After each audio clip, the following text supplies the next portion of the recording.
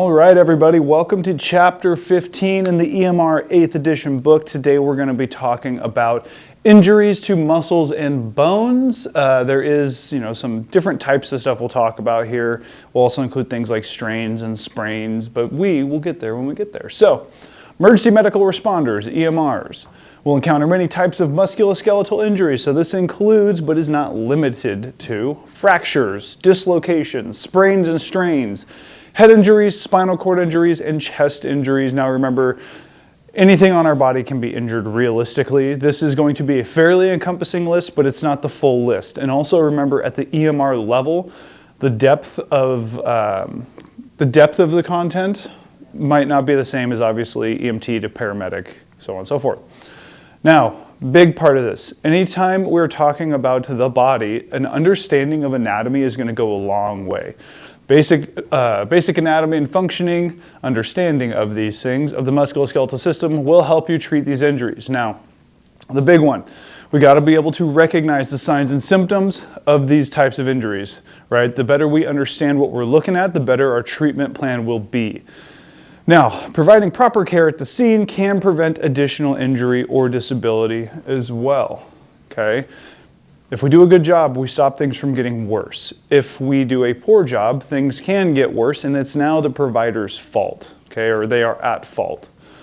So, our assessment, right? So complete all 5 parts of the patient assessments in sequence, okay? This is going to be fairly similar to your medical assessments as well, but thorough assessment of the scene. Are we safe to be here? Yes or no? If we are not, we need to get to a safe space, get PD involved if needed, or get the proper resources if we're talking maybe like a rescue type situation, like a hiker, or so on and so forth.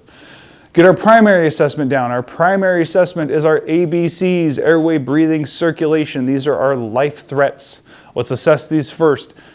Just transparently put, it's hard for people to care about a broken arm if they're dead, right? If they are not breathing, they tend not to care about broken limbs because that's not an important thing for their survival at this point.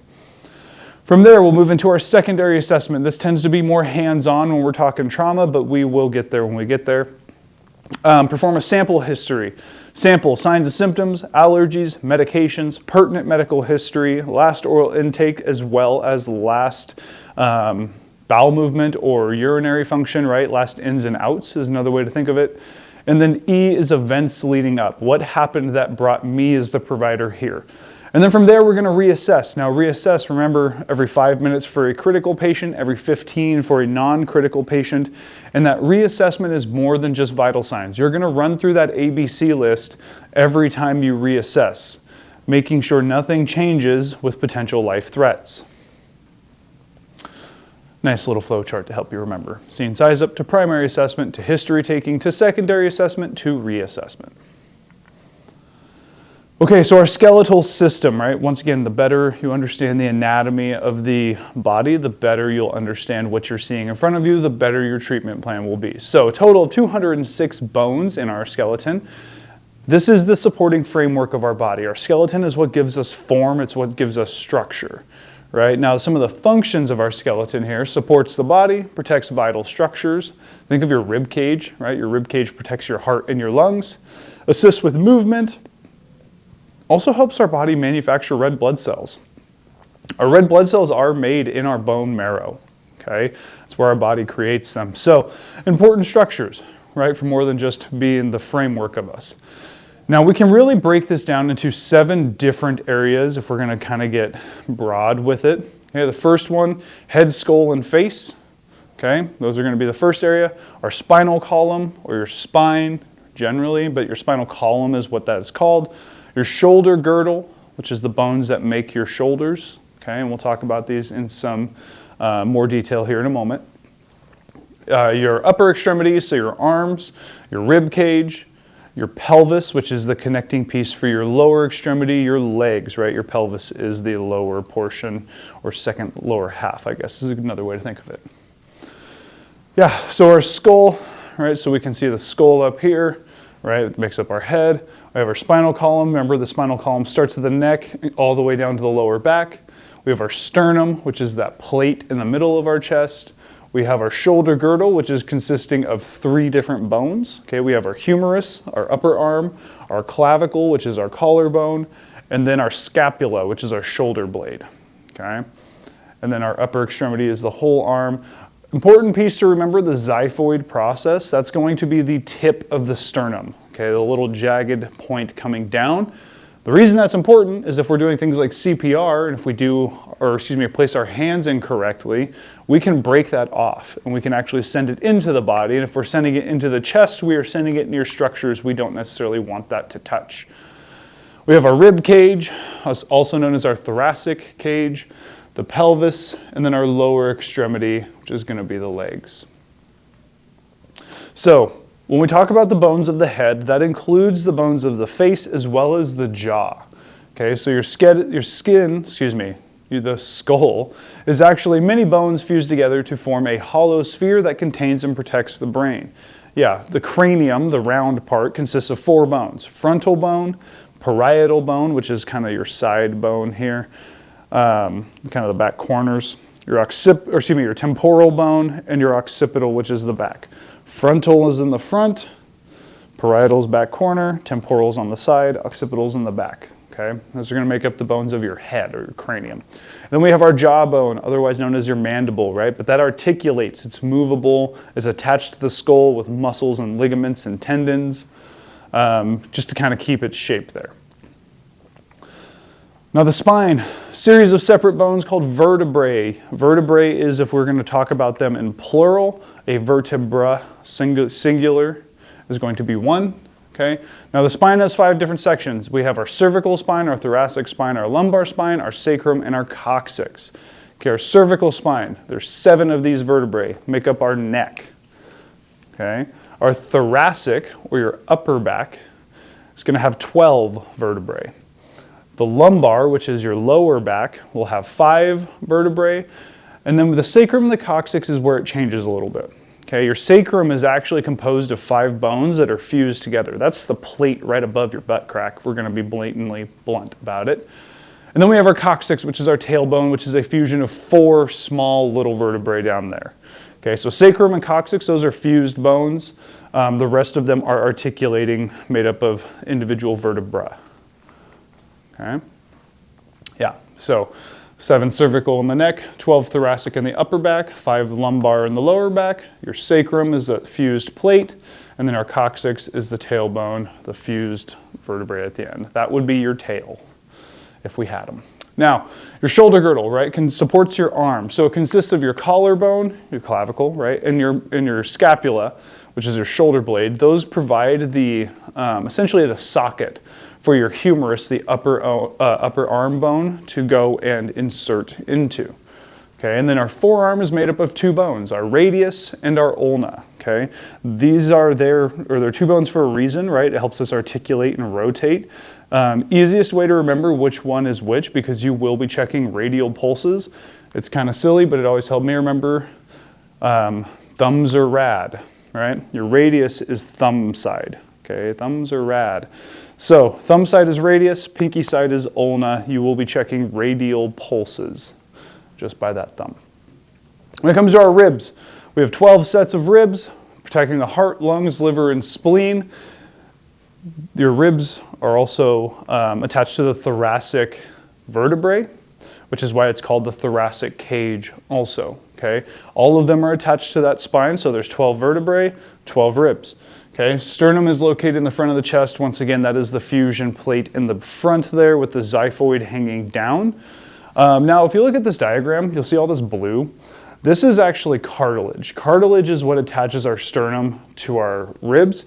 It allows us to have a little bit of flex, a little bit of give, right? And so a very common misconception you'll hear when we're doing CPR is, oh, we got to break all their ribs. We're not really breaking ribs if we're doing it correctly. We're popping the sternum off that cartilage. The bones themselves tend to stay intact. And then our pelvis. Our pelvis links our body to the lower extremities. That is the socket for our legs or our femurs to sit into, the upper leg bone there. But it protects our lower abdominal organs and our reproductive organs as well. Yeah, particularly with females, the uterus actually sits in the pelvis for the majority. for the majority of the time until they are pregnant, in which case that will need to rise and kind of provide room to get larger. Okay, so our lower extremities consist of our thighs and our legs. Our thigh bone, our femur, is the strongest bone in our body. Not to say it can't break. These tend to be pretty gnarly breaks. Think high energy mechanism, which we'll talk about here in a moment. Hey, but that's the thigh. And then our leg consists of our tibia and our fibula, plus our ankle and foot. Okay, as far as tib and fib go, if you look at a skeleton, let me backtrack a couple slides here. See if we can get a good view of it. Yeah, if we look at the skeleton here, your tibia is the bigger one that makes up your shin bone. The fibula is the smaller, more lateral or outside of the body. The way I always remembered it is that a fib is a small lie, the fibula is the smaller bone. But if you remember your tibia makes up your shin, then you're going to know what we're talking about. You're in the right realm there.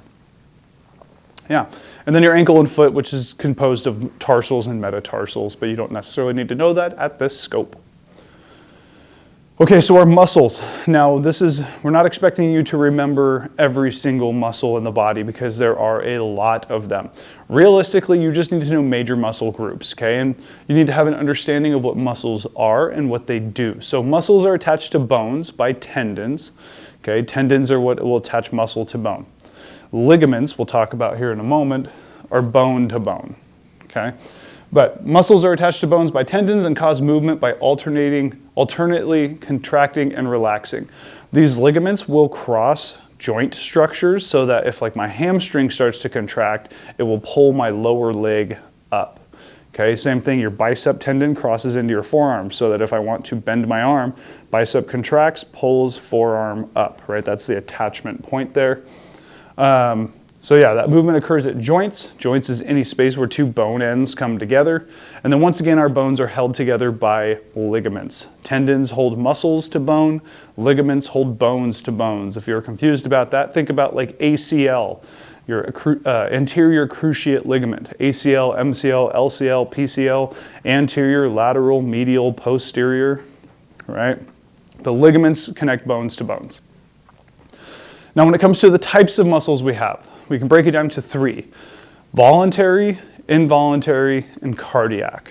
Okay, so voluntary muscles are your skeletal muscles. Those are the muscles you think about when you think of like a bodybuilder, right? The muscles we want to grow and get big and strong with, right? Those are your voluntary or your skeletal muscles attached to bones and can be contracted or relaxed by a person at will. We have control over our voluntary muscles.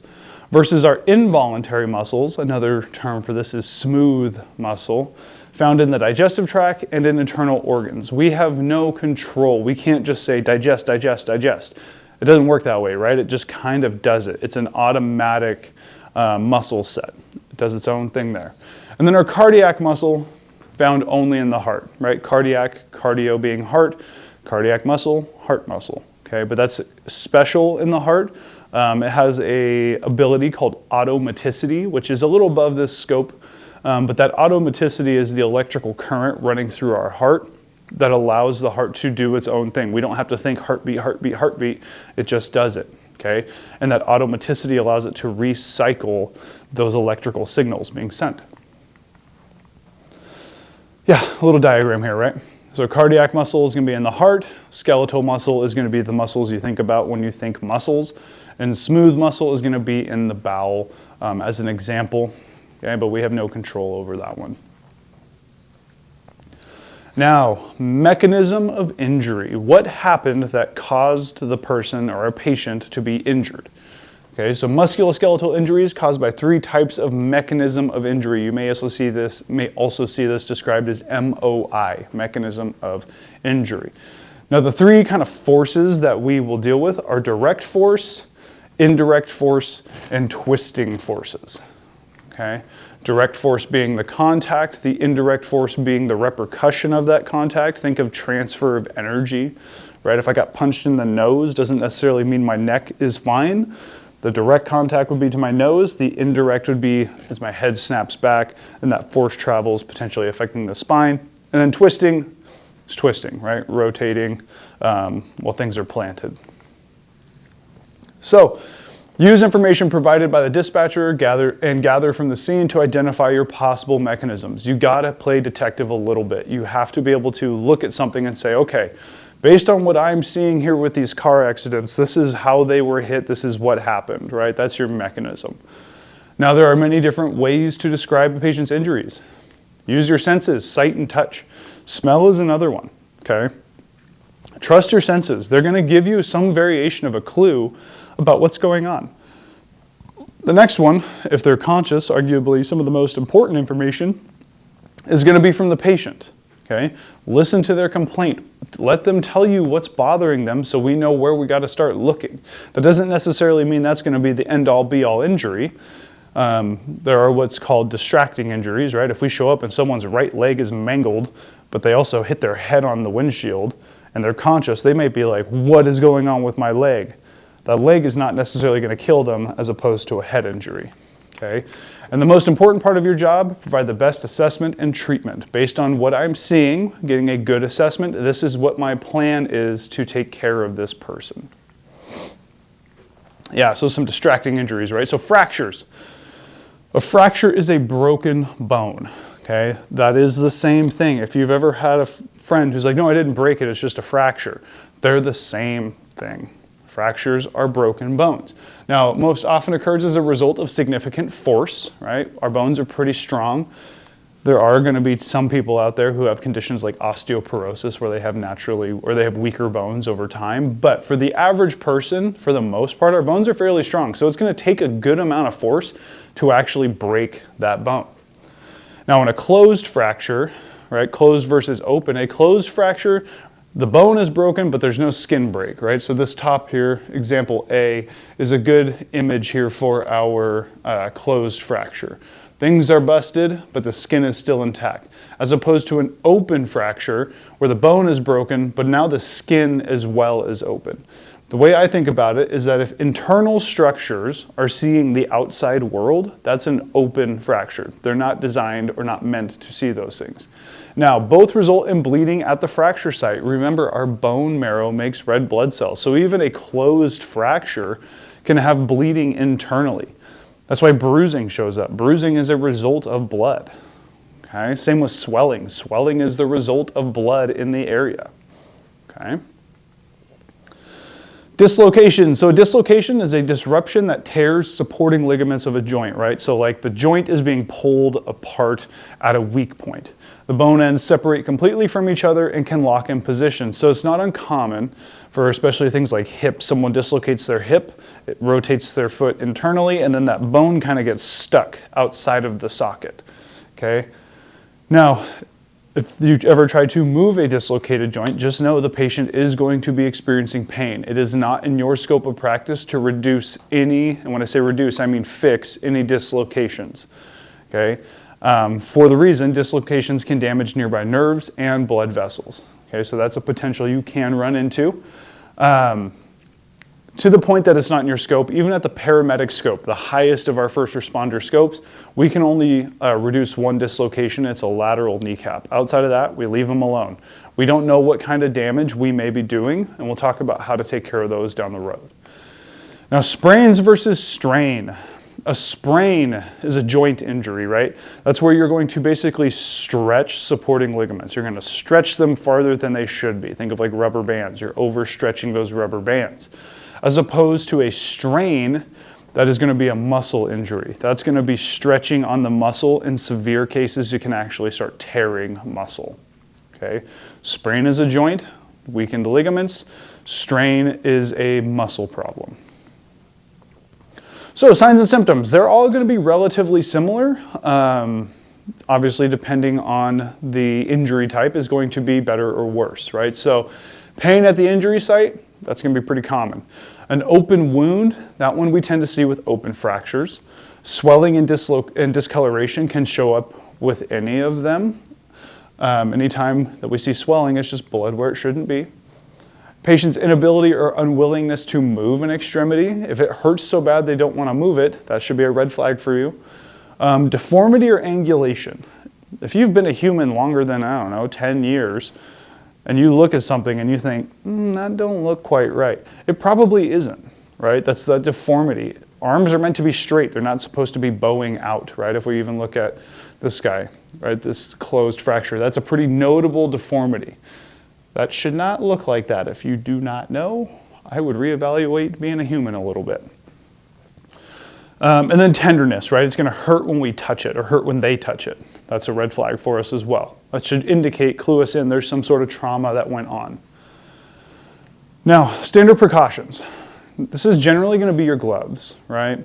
Wear your gloves. In my experience, especially with trauma, because trauma can happen to anybody, if someone has a condition that they can transfer diseases via blood, they tend not to tell you until there's already blood on your hands. That's my experience with it.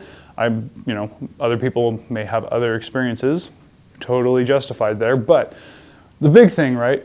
Assume that trauma patients have open wounds pose a threat to infection, right? Wear your gloves, not only for us, but now we don't want to get whatever's on our hands into their circulatory system. The faster we get germs into the blood, the faster it circulates, the quicker the infection will show up. So wear your gloves to avoid that. If you respond to a motor vehicle crash, wear heavy rescue gloves, wear thicker stuff. Okay, if you're going to be someone who's like on the fire line or a firefighter, wear turnout gear. It makes a difference, okay? Keep yourself from getting cut by jagged little things, okay? Protect yourself. If patient has active bleeding that may splatter, you should have protection for your eyes, nose, and mouth. Now, I know masks are not a very popular topic in this country, but it does go a long way, okay? For both trauma and medical. You're going to be going where sick people live. There's a chance you get sick if you're not protecting yourself, okay? Same thing, if there's bleeding everywhere, wear that mask. We don't want the blood getting in your mouth, in your nose, because if they have something that can be spread via blood, congratulations, if it's in your nose or mouth, you may get that, okay? And then your eyes as well. Anywhere there's a mucous membrane that's supposed to stay wet, you run the risk of infection getting in there. So glasses is a big one, eye protection. You may even hear it described as eye pro, okay?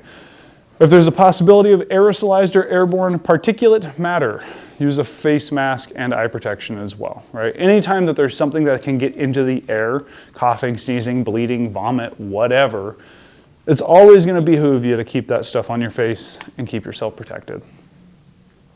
Okay, so general exam of musculoskeletal injuries. So general patient assessment.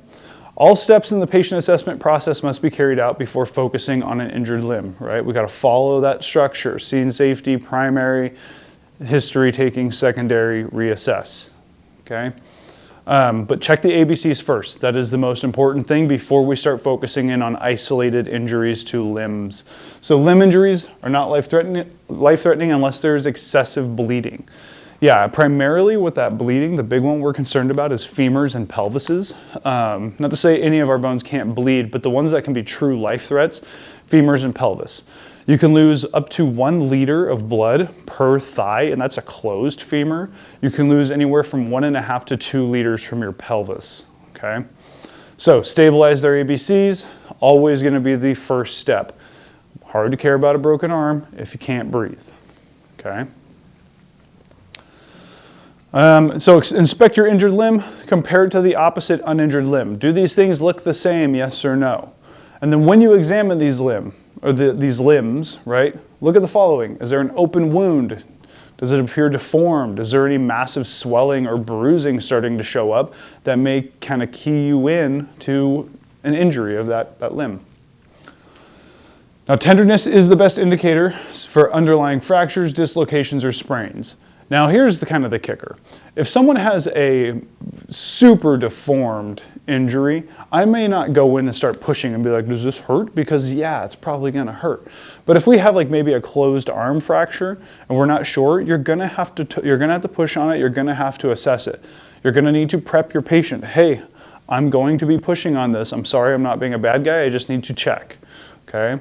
Now start at the top of each limb using both hands, squeeze the entire limb in a firm, systematic manner. Most commonly what they'll do is, what I used to do is, if the arm is out, I'd grab either side and kind of push my hands together. Not hard enough where I'm trying to break it, but hard enough if something's broken, I'm gonna shift things a little bit, okay? And just work your way down, starting high, working low, starting high, working low, okay? As you conduct hands-on exams, ask the patient where it hurts most, right? That's going to be where we can start kind of keying in, where's the problem, where do I need to get started? Locate the greatest pain is probably the injury site, right? Where it hurts the most, probably where they're hurt. And if patient shows no signs of injury, ask them to move the limb carefully. Can you raise your arms? Can you extend your arms? Can you bend your leg, straighten your leg, lift your leg, right? Slow, methodical, careful. We don't want to make an existing injury potentially worse by cutting into nerves, veins, arteries. And then you're going to have to assess CSM or CMS, however you want to think of it. You might also see it as PSM or PMS. But circulation, sensation, and movement. The P is pulse, sensation, and movement. Okay? But any injury may have associated blood vessels or nerve damage. So we want to check everything. Are they getting blood to their fingertips? Can they feel us? Can they wiggle their fingers or toes? Check circulation sensation after any movement of the limb. If you're curious, check out Skill Drill 15.1 for CSM. Okay, it's in your book. I would heavily recommend you take a look at that. Okay, very common. This is one that if I know you've Googled in your homework because it will be wrong, because it's going to say something like treat, triage, and transport. That's the wrong answer. Circulation, sensation, movement, or pulse sensation movement. So we're going to treat all of these injuries realistically the same way. We want to have an understanding so we can prep the hospital for the best definitive care for this patient, but realistically, nothing in our treatment plan is going to really change. Okay? So cover open wounds, dry sterile dressings. If it's meant to be dry, keep it dry. Apply firm but gentle pressure to control bleeding. Pressure will stop most bleeding. A tourniquet is not necessary all the time. Okay? If we're worried about life-threatening or arterial bleeding, yeah, for sure. But direct pressure needs to be tried first. Okay? We can apply a cold pack to the painful, swollen, or deformed areas of the extremity, and then splint the injured limb. And we'll talk about splinting here in a second. We'll talk about it right now. So, advantages of splinting. The idea of splinting, and I'm not going to show you specific things. We'll talk a little bit about it, and I know there will be videos in your course that will talk about this. But splinting realistically is a concept. Okay, and what you use will depend on what you have. Okay, so if it's a broken bone, we need to control the joint below and the joint above. If it's a broken joint, we need to control the bone below, bone above. Obviously, both of those are going to include splinting the injured area themselves. So, what a splint does, prevents movement of broken bone ends, dislocated joints, or damaged soft tissue. It can also help control bleeding. We're getting things kind of lined up where they should be, can stop some of that bleeding. Decreases the risk of additional damage. We're keeping that structurally firm. Things aren't floating around, right, causing potential more injury. And it prevents closed fractures from becoming open fractures during movement. If there's a jagged bone end and a closed fracture, we don't want to wiggle that around so much that that bone end punches through skin. Now, important note, anytime we're going to splint, you have to remove clothing. You want to see the injury, okay? So remove clothing from the injured limb to inspect for open wounds, deformity, swelling, bruising, and then cap refill or capillary refill. That's where if you ever push down and you see that white spot, that's called blanching. That blanched spot, if their circulation is intact, should turn to its normal color in under 2 seconds, okay? Note and record the pulse, cap refill, and when they say record capillary refill, they want the time, how long did it take. Sensation and movement distal to the point of injury, so if I broke my upper arm, can I still wiggle my fingers, is what we're asking.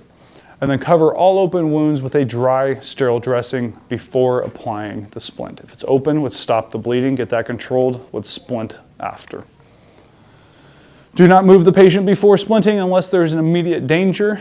If we can do it on scene in where the space we're at, we should. Now, I'm not going to lie, there have been times where someone has a broken arm and we're in a bad spot, and it's like, you know what, let's just go to the ambulance, have them support that arm, we'll get them there. Okay? But stabilize the joint above and below the injury site. If it's a broken bone, joint above, joint below. If it's a broken joint, bone above, bone below, or even a dislocated joint. Support the injury site, minimize movement of the limb until splinting is complete. Splint the limb without moving it unnecessarily, and when in doubt, splint it. Another thing that it doesn't necessarily talk about here is that CSM, right? Sensation or circulation, sensation, movement. You need to check that before and after you splint. It gives us an opportunity to see if we made a mistake, okay? Did they had it before, I splint them and then they lost it? That might be something that I did wrong. I may have put the splint on too tight, or I maybe have manipulated the arm or whatever extremity into a spot where circulation is now suspect, okay? But you need to check that before and after. Come on now. Okay, so what kind of materials do we use? There's several different types, but we kind of break them into 3 categories. First one we'll talk about is rigid splints, made from a firm material, applied to sides, front, or back of an injured extremity, with the common types being padded board splints, molded plastic or aluminum splints, padded wire ladder splints, structured aluminum malleable splints, and folded cardboard splints. Those structured aluminum malleables, those SAM splints, you tend to see pretty frequently. They're fairly cost effective and they do a good job. Okay, but basically you can manipulate that to form around the joint. Check the video in your course. It will kind of prep you on how to do that. The next one is soft splints. So most commonly used soft splints are vacuum splints and inflatable clear plastic air splints. I've used vacuum splints quite a bit. They're fantastic. Essentially, they're full of beads. You suck all the air out of the splint and it makes it rigid and forms around there. Okay, so it consists of an inner and outer layer of airtight fabric that is shaped to fit around an arm or a leg. Skill drill 15.2 will show you the vacuum splint. Okay, and then air splints are constructed of clear, flexible plastic material. We wrap it around the extremity, we inflate it, the air pressure will then hold the splint or hold the extremity in a splinted position, keep it more rigid. And the last one, which here's a couple of examples here, right? So we have our air splint up here, we have our vacuum splint down there. Okay, so traction splints, that'll be the last one we talk about. Now we really only use traction splints for one type of injury, and that's femur fractures, okay? Now it's isolated mid-shaft femur fractures. Okay, so middle of the femur. Doesn't really matter anymore, closed versus open. I would argue that an open or even a closed femur fracture, depending on how angulated it is, a vacuum splint may work a little bit better. But these work pretty well. So a traction splint holds a lower extremity fracture in alignment by applying constant, steady pull of traction. When people break their femur, what will happen is the quads and the hamstrings will actually start to contract and try to basically self-splint. But if we have bones that are now off-center, right, and then the muscles are contracting, we're basically just jamming bone ends into places they shouldn't be. So by pulling that traction, it's going to realign things and it'll actually cause the muscles to relax, so it's less painful. Okay, now proper application of a traction splint requires two trained EMRs or EMTs working together. Now as far as the types of splints, there's all sorts. There's the Schlissman, there's the Sager splint, tent pole style. There's all sorts of different traction splints. They all do the same thing. Pull traction of that extremity. They pull the extremity away from the body. Now there are caveats to that. If there's any involvement to the pelvis, knee, or ankle, we cannot use it. And here's the kicker too. Femur is the strongest bone in our body. If someone breaks their femur, the likelihood of them getting out scot-free with no pelvis, knee, or ankle injury is pretty low. Okay, keep that in mind. These are not super commonly used because of that, but obviously there are times where it does work. So keep that in mind. Use one if you have to, but mid-shaft femur fractures is what we're looking for. For shoulder girdle injuries, now we're going to talk about some specific areas here. For shoulder girdle injuries, we're going to be using a sling and swath. Okay, so the sling we'll typically make out of triangle bandages. There's also different techniques with different types of bandages, but this is the gold standard. Apply a sling made of a triangle bandage and secure it to their body with a swath, right? So the sling holds their arm up. The swath makes it so they can't move their arm away, okay? We want them nice and pinned up right there. Typically dislocations, collarbones, things like that.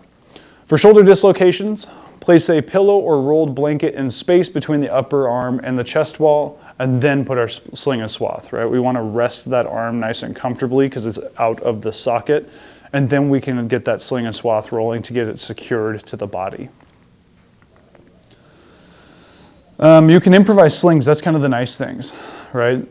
Triangle bandages are the gold standard if you have them, but when a triangle bandage is not available, you can loop a length of gauze or a belt around the patient's wrist and suspend it from the neck, right? As long as we're getting that tension off and holding the arm up, we're accomplishing the goal. If the patient's wearing a coat, you can pin the coat sleeve to the front for a temporary splint, right? If you have a way to, or a method to pin that to their jacket, that would also work. Once again, short term, temporary. For elbows, elbow dislocations can get gnarly, and like I said, we're not the type who are going to relocate those or reduce those. So we have to try and make them as comfortable as possible. Do not move an injured elbow from the position in which you find it. It's not uncommon for them when they dislocate their elbows, the arm is kind of out. This is a hard game. Now we've got to try and make them as comfortable as we can with that elbow out. But wrap the elbow in a pillow, add padding, secure the pillow, and make sure you keep the fingertips exposed so we can check that capillary refill, so we can check the CSM. And then transport patient in a sitting position with the elbow resting on their lap if able. Whole thing, let's just make it as comfortable as possible. Also, by wrapping it like this, the patient can't see it. And if you've ever seen somebody get pretty severely hurt, they tend not to freak out until they're looking at it, okay? So it kind of keeps it out of sight, out of mind. For elbows in severely deformed positions, we can use a padded wire ladder or a SAM splint as well to kind of give that some more structure, right? Just underneath elbow, so bone, bone, okay? For forearms, several splints, right? Options, depends on what you have. Air splints, cardboard, SAM, rolled newspapers and magazines. I've used cardboard splints before, just wrap cardboard. Hopefully you've got some variation of seams, but just keep it rigid. That's what we're shooting for. Now some skill drills, 15-3, 15-4, and 15-5. This will go through your SAM splint, this will go through your air splint, and this will go through your zippered air splint and your unzippered air splint. Okay, so take a look in your book, check those out. Hand, wrist, and finger injuries. Use bulky hand dressings and a short splint, okay? Just need to make sure we have that exposed. Now, place amputated parts, if things are cut off, in a sealed plastic bag, cool that bag in cold water, in a cold water bath, and send the parts to the hospital. We don't often carry water, right, like drinking water, but we can use things like sterile saline that we can dump in. We usually carry jugs of those to help keep it nice and cool. We don't want it frozen, okay? We don't want it so cold that things are freezing because then the cells will die. Because the thing with amputations is if it's a clean enough cut, they can actually reattach that. Now, cover all wounds with dry sterile dressing. Place the hand in a position of function. So that's going to be like a grabbing position if possible, right?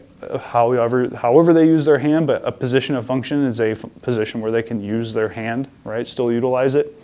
Place soft roller dressings into the palm. This is one way to do that. And then apply a splint and secure it with a soft roller bandage. Nothing really changes. Get your splint, roller bandage on, make sure we still have fingertips exposed so we can do a CSM check. For pelvic fractures, commonly cause shock. Therefore, always treat for shock. If the pelvis is fractured, like I said, we can lose 1.5 to 2 liters of blood in our pelvis. That's a potential bleeding issue. We only have, depending on their size, anywhere from 6 to 7 liters in the body. So if we're losing 2 in the pelvis, that's a pretty good number, right? Of our overall ratio is 1/3. Now, feel for tenderness when you use both hands and firmly compress patient's pelvis, okay? We're just going to be pushing down on the pelvis wings or pelvic wings. We don't squeeze inward anymore. What we're finding is as we squeeze inward, we're causing more issues with fractures and causing them to get worse. For hip injuries, right, dislocated or fractured. Now, usually when we talk about a hip injury, a fractured hip is not often the pelvis. More often than not, what it is it's the head of the femur, kind of comes up into an L shape here, with this attaching into our pelvis, and they usually will break right in here, okay, break that neck of the femur. Now, dislocation and fractures are pretty common when it comes to the hip. Both may result from high energy trauma, right? And then think about age groups, right? Fractures occur in older adults because bone becomes more fragile, right? High energy for them is even just a fall, okay? Because their bones are a little bit weaker. But stabilize the hip in the position found. Use several pillows and or rolled blankets, and place them on a backboard. Now you'll notice here, one foot is up, one foot is to the side, and a little bit shorter if you actually look at the heels. A shortened externally rotated leg is an indicator of a fracture. There's no structure high up, so the whole thing twists to the side.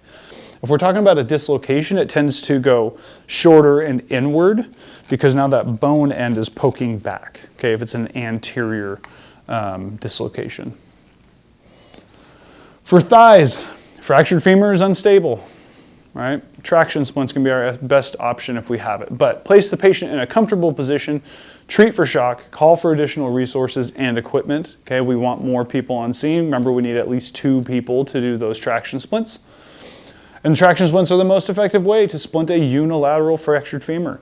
If you want to know how to do it, skill drill 15-6. We'll teach you with the hair, the hair traction splint, right? So there's a video that I included in your course that will also cover different types so that you just kind of see depending on what you carry at your agency.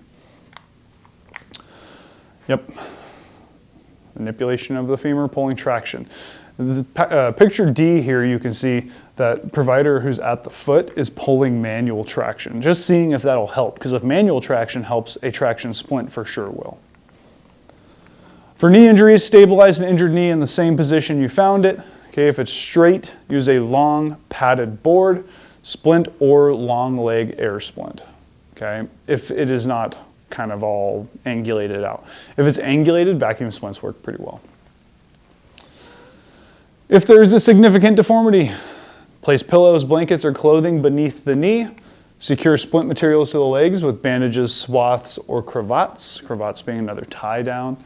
And then secure injured leg to the uninjured leg and then put them on the backboard, okay? But use your splinting equipment. Whatever you have, try to make it work. As long as we're covering the above and belows of whatever's injured, we're gonna be okay. Now, leg injuries. Fractures of the legs can be splinted with air splints, cardboard splints, magazines, newspapers, and that's rolled up, right? Just creating rigidity. And then skill 15-7 will show you how to use your air splint. Check that out in the book. For ankle and foot, fractures can be splinted with either a pillow or an air splint. Okay, you can even use a SAM splint for these depending on the deformity. Place the pillow splint around the injured ankle and foot, tie or pin it in place, and then our skill drill will be 15-8. Okay, so some considerations, right? Practice splinting. Start practicing on healthy people. If you can splint a healthy bone, and you can do that very, very comfortably, it allows you to kind of work around the injury, right? The better you understand the rules of engagement, the better you can kind of bend them. Same thing with splinting. The better you understand the concept of splinting, the better you know, okay, this is kind of where our workarounds are. Now, it takes 2 people to splint most limb injuries adequately, 1 person to stabilize and support, 1 person to apply the splint. Now, one thing to consider, if it's something like an arm, that second person can be the patient. Can you hold your arm like this for me? And if they do so, they are supporting, they are helping, okay? If you give patients a job and keep them involved, they tend to be far more compliant with our treatment plan. Okay, so injuries to the head, right? So skull and brain, and then we'll talk spine, and then we'll talk chest. But head and spinal cord injuries are common causes of death. One of the leading causes of traumatic death is head injury, which follows with brain injury. But head and spinal cord injuries, blah, blah, blah, can also lead to irreversible paralysis and permanent brain damage. Okay, if they sever that, or not even sever, but if they damage their spinal cord, wherever that damage is, everything south of that will likely not have full function one way or another. Remember, our human skull has 2 primary parts, our cranium and then our facial bones. We already talked about the cranium, but our facial bones, our lower jaw, our mandible, our upper jaw, our maxilla, the nasal bone, and then the eye socket as well, which is comprised of a few different bones there. But those are your facial bones, right? They provide that front protection to your brain. Now, mechanism of injury. So between the skull and the brain, there's cerebral spinal fluid, okay? So surrounding our brain, we have that CSF, okay? CSF's job is essentially, besides transporting oxygen and things like that, one of its primary roles is to be a shock absorber, right? It's the fluid so that our brain's not smashing off of our skull every single time we hit our head. Now, a direct force can injure the skull and brain, with the indirect force causing injury as well.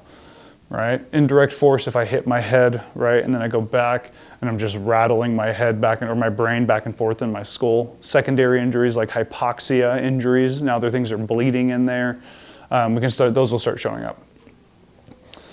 So types, remember open versus closed. In a closed head injury, bleeding and swelling within the skull may increase pressure on the brain, leading to brain damage and death. Closed head injury, that includes if they have a laceration and you can see the skull, that is still a closed injury. It becomes an open injury when the internals of the skull, i.e. the brain, are showing. Okay, so an open head injury usually bleeds profusely. So big ones, examine nose, eyes, and the wound itself to see if any blood or CSF is seeping out. An easy way to tell, take a clean, square 4x4 gauze, 2x2 gauze, hold it to the ear, hold it to the nose.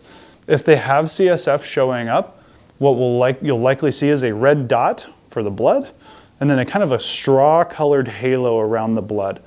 That straw-colored halo is CSF. That should tell you there's likely a skull fracture going on.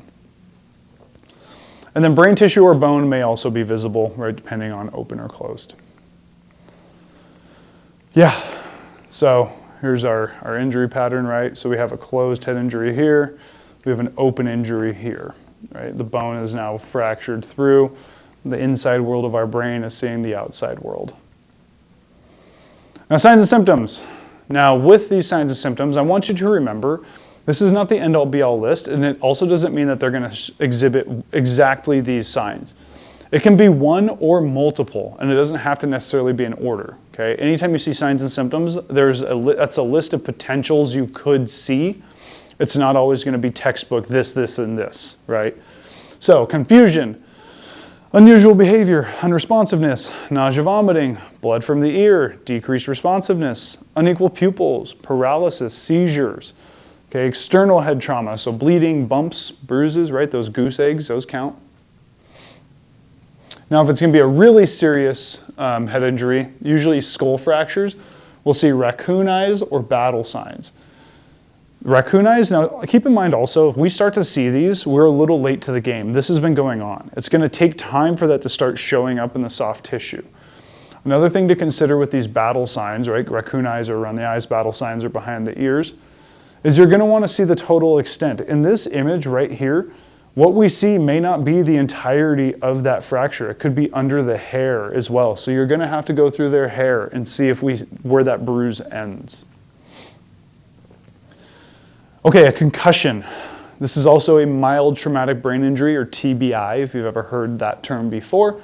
Closed brain injury caused by a blow that disrupts the brain's normal function, right? So they're a little rattled. You'll tend to see temporary loss of responsiveness is one of them, but memory is a big one that I've seen. They're going to ask recurring questions. They're not going to remember what happened necessarily. Like when I say recurring, it's like literally like a 5-minute feedback loop. They're like, oh, what happened? And you tell them. 5 minutes later, wait, what happened? Tell them. 5 minutes later, what happened? You tell them, right? It becomes kind of a cycle. Okay, keep that in mind. Now, some symptoms of these: temporary loss of responsiveness, headache or pressure in the head, confusion, feeling dazed, no memory, maybe dizziness, or they'll say, I'm seeing stars, and then nausea, vomiting. Okay, nausea, vomiting can show up with a lot of things, but it should be a red flag for you, especially with head injuries. So for our treatment, stabilize the head in a neutral position, because remember, if the head's involved, the neck is likely involved also. Let's hold their head in a stable midline position.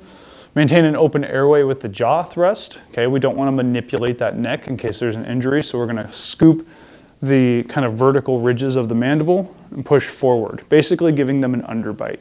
But this will open their airway without involving the neck. Have suction ready, right? We already know vomiting is not an uncommon thing with head injuries. Support breathing with oxygen, BVM or regular oxygen if that's what you've got. And then monitor circulation and be prepared to perform CPR, right? These are killers, so be ready to do CPR. This is something, if you see something that's pretty substantial, maybe an open head injury, let's just put the pads on. Let's just get ahead of it, so if we need them, we're not, kind of behind the 8 ball. Yeah, determine if there's CSF coming from the ears or nose, right? So clearly some sort of head injury, they're bleeding pretty substantially from the ears there. And then control bleeding from all head wounds with dry sterile dressings. Okay, we can do pressure, but obviously not too much pressure if we're worried about a fracture. And then examine and treat other serious injuries and arrange for transport. We got to get them to a hospital as soon as we can. Trauma is a surgical disease. Trauma needs to be fixed by a doctor. We are putting Band-Aids on this essentially, right? That's at any of the EMS pre-hospital scope. We're bandaging up things so the doctors can fix the problem. Now, facial injuries. Facial injuries commonly result from the following types. Motor vehicle collisions, right? Usually when people hit their steering wheel or their windshield with their face or their head. Assaults and falls are pretty common ones. Now, a big thing if we're talking facial injuries is going through our primary airway, ABC. Airway is going to be a big problem. We need to make sure that it is open. If they get punched in the jaw and they break their jaw, there can be blood, there could be vomit. The structure of the jaw itself can be difficult there, right? So, and once again, if they have facial injuries, suspect a spinal injury. Treat facial injuries, so stabilize the head in neutral position, do a jaw thrust, okay? Open from the back of that mandible there. For treatment, right, support their breathing with the BVM, monitor circulation, control by covering once again with a dry, sterile gauze and some direct pressure. Look for and stabilize other serious injuries and then arrange for prompt transport. If these measures do not keep the airway clear or if you're unable to control severe bleeding, log roll the patient onto their side. With a log roll, notice we have 3 people here, 4, one at the head, 3 on the body. Important thing with the log roll, whoever's at the head is who's going to be counting the roll. Because the last thing we want is, this person in the middle, okay, 1, 2, 3, person at the head's not ready and they rotate the body and now I've got the head here. And if they have a neck injury, I just made it worse. The head always counts, okay? Injuries to the spine, right? So mechanism, displaced vertebrae, swelling, bleeding may put pressure on the spinal cord and damage it. Your spinal cord is deceptively fragile. Anything as small as a nick on the spinal cord can have long-lasting or lifelong-lasting deficits from that. And then severe cases, spinal cord may be severed. If it's severed, they're likely, depending on where it's at, they're likely going to lose all ability of function south of that injury. If it's anywhere in C1, 2, 3, anywhere in that range, if they fracture it, they'll lose their ability to breathe because they're rupturing their brainstem at that point. C3, 4, 5 keep the brain alive, right? Because they can still breathe if they're that 3, 4, 5 range of a fracture. If it's anything north of that, they can be called I've seen one before called internal decapitations, where lights are on, or body is technically alive because of the measures we're taking, but they're not going to make it. Their body doesn't have the ability to breathe on its own anymore or control its pulse or blood pressure. So mechanism, so injury to the spinal cord, high in the neck paralyzes the diaphragm, results in death, like I was saying. Gunshot wounds to the chest or abdomen may produce spinal cord injuries at that level. Falls, motor vehicle collisions, stabbings are common mechanisms. And then suspect a spinal injury if any high energy trauma. You'll already you should have a guess based on your dispatch. You're dispatched to a rollover accident where a patient was ejected, they were thrown from the car. You should assume that this is going to be high energy. That person is likely going to be in a bad way.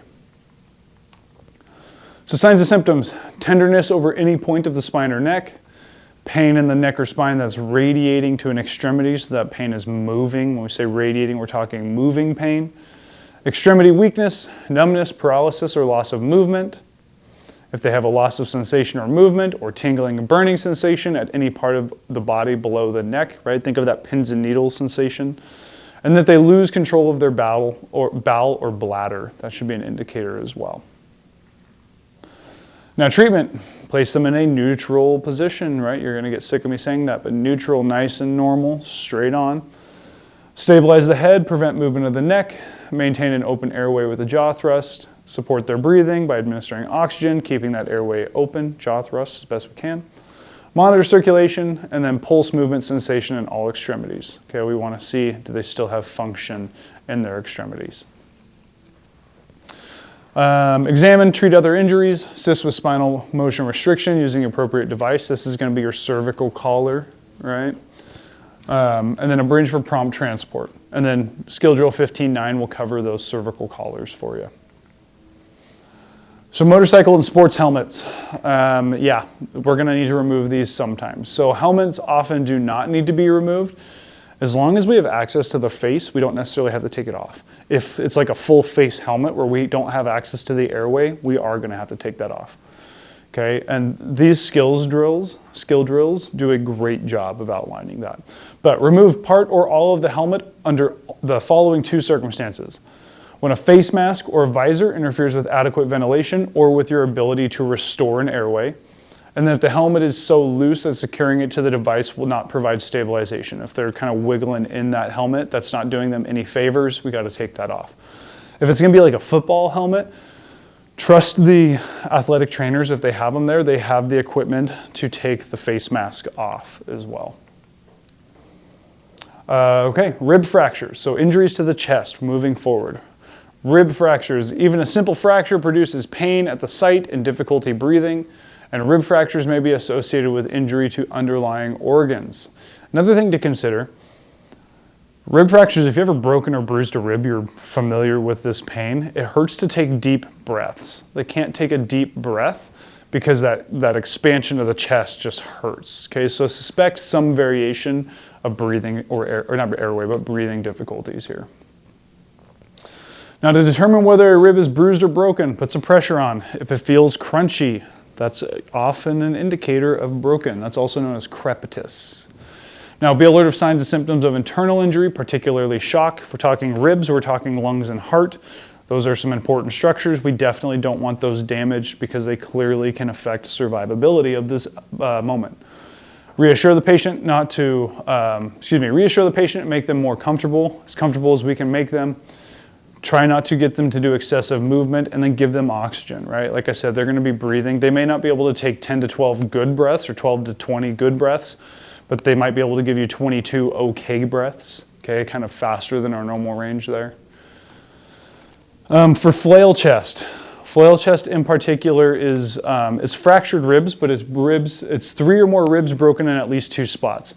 Think of it as like a free floating segment of a rib, okay?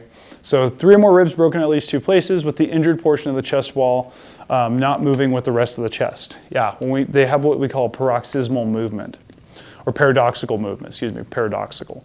When they take a breath, as the chest expands, that segment will go inward. As you exhale, that segment will come back out to normal.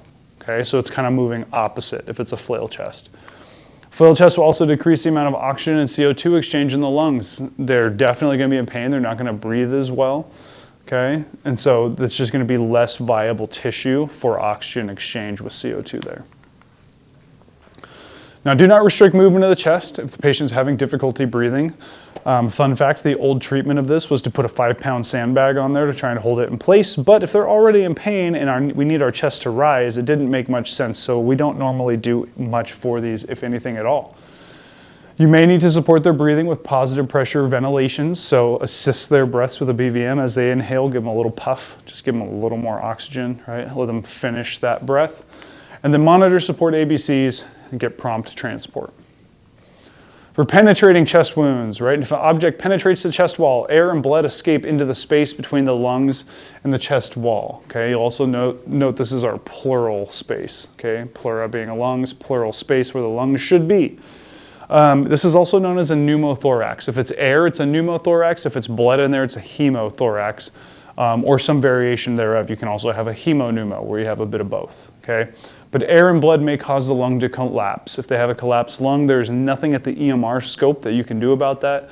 At the paramedic scope, there are things we can do, obviously higher than that as well. But just keep that in mind. We got to be worried about it. Kind of key indicators, let's check for chest rise and fall. If we have unilateral chest rise, only one side of the chest is rising, that should be an indicator. Another one is if we're listening to lung sounds and we hear nothing on one side of the chest and air on the other side, that should be an indicator as well. Penetrating chest wounds. So blood loss in the chest cavity can produce shock. Anytime we're losing blood, we run the risk of hypovolemia, low volume, hypovolemic shock of low volume. Now, quickly seal an open chest wound with an occlusive dressing. I'll come back to that, but administer oxygen if available. If there's a knife or something sticking out of the chest, we do not remove it, okay? There are caveats to that, but we do not remove it. If it impedes CPR, if it's in like their sternum and we need to do CPR, we do have to pull it. But outside of that, leave it be, okay? And arrange for prompt transport. And that even includes being stabbed in the back for removing. If I have to do CPR on someone and they've been stabbed in the back and the knife is still just floating in there, we're gonna have to pull it, okay? Essentially why we leave it is that tamponade kind of blocks the circulation, so it prevents the bleeding as long as it's stuck in there. Now these occlusive dressings, there's a lot of different types out there. There's name brand ones, there's medically packaged ones. You can use anything as long as it's non-porous or permeable. That's the word I'm looking for. Non-permeable, air can't come through it. It'll work, okay? But things like petroleum gauze are a common one where it's just gauze soaked in petroleum. You slap that over the hole and it'll basically reinstate the vacuum of our chest. There are name brand ones, like I said, like hyphen seals are a very common one. They look like those clear plastic Band-Aids, if you've ever seen those, but it's just a big square of it and you'll slap that over the top there. Okay, so kind of a breakdown, right? Musculoskeletal injuries caused by 3 types of mechanisms: direct force, indirect force, twisting forces. A fracture is a cracked or broken bone, with fractures being either closed or open. Closed skin is intact, open skin is not. A dislocation is a disruption that tears supporting ligaments. The joint is separated at that point. And then a sprain is a joint injury caused by excessive stretching of those ligaments there. That's a sprain. A strain is going to be a muscular issue, muscular pull. Now, 3 steps in examining a patient with a limb injury: general assessment, ABC stuff, examine the injured part, evaluate circulation, sensation, and movement of the injured limb. Now, regardless of the extent of severity, treat all limb injuries the same way. We're going to splint and we're going to get them moved, okay? 3 basic types of splints you'll see: rigid, soft, or traction. It takes 2 people to splint most limbs adequately, 1 to stabilize, 1 to apply. Severe head and spinal cord injuries may result from many different types of trauma, right? Big ones we think about is like diving incidents, falls, motor vehicle collisions tend to be pretty high up there. Injuries of the head can be classified once again as open or closed. Closed, skull is intact. Open, skull is not. When a sign or symptom of a head is present, stabilize their head and neck. Maintain an open airway, once again with that jaw thrust, right? Support breathing, monitor circulation, check for CSF, do the halo test, okay? Hold the gauze to their ear and their nose. Control bleeding with dry, sterile dressings, treat other injuries, prompt transport. If it's the face we're worried about, airway obstruction is the big danger there. When facial injuries are present, stabilize the head and neck, maintain an open airway, support breathing, monitor circulation, control bleeding with dry, sterile dressings or direct pressure, and then treat the other injuries. And once again, prompt transport. Get them moving to a hospital. And when you suspect a spinal injury, do not move the patient during exam. Further, do not allow the patient to move. We need to get them stabilized, isolated, still. Okay? Now, when a sign or symptom of spinal injury is present, place the head and neck in a neutral inline position. Maintain an open airway, support breathing, monitor circulation, assess our pulse, movement, and sensation, right, of the whole body. We want to know where they do and don't have the ability to feel or move. Assist in establishing spinal motion restriction, so putting a collar on, using an appropriate device, and arrange for prompt transport. And the most common chest injuries are going to be rib fractures, flail chest, and penetrating wounds. Okay, hopefully you were able to take something away from this today. If you have any questions, feel free to reach out and we will get in touch.